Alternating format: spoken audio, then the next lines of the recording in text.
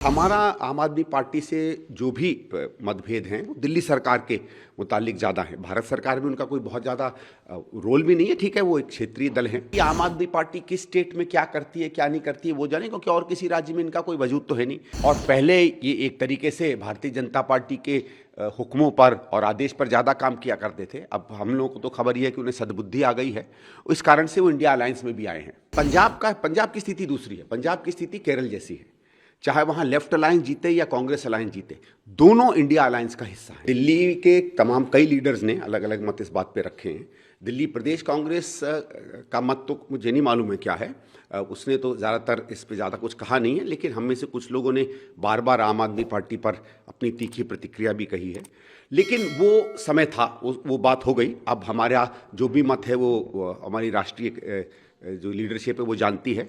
दूसरा, हमारा आम आदमी पार्टी से जो भी मतभेद हैं वो दिल्ली सरकार के मुतालिक ज़्यादा है। भारत सरकार में उनका कोई बहुत ज़्यादा रोल भी नहीं है। ठीक है, वो एक क्षेत्रीय दल हैं और उन्होंने भी तय किया है कि इंडिया अलायंस में वो साथ आएंगे और कांग्रेस पार्टी का साथ देंगे। तो जहाँ तक मेरा ख्याल है ठीक है भाई, इसमें स्वागत है।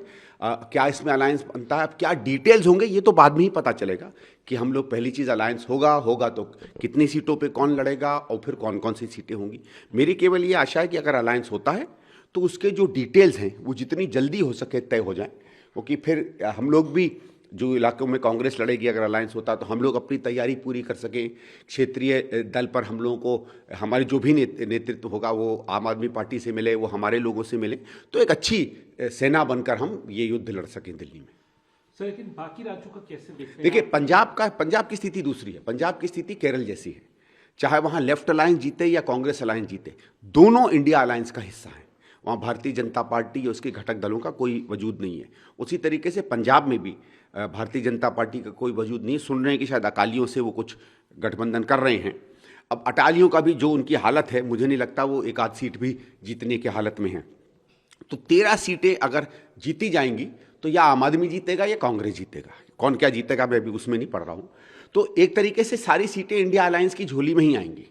और जब दोनों पार्टियां प्रबल रूप से नंबर 1 और नंबर 2 की पार्टियां किसी राज्य में हैं, तो वहां फिर गठबंधन करके किसी और को ऑपरेशन की जगह दे देनी, ये भी कोई राजनीतिक बूझ का हिस्सा नहीं है।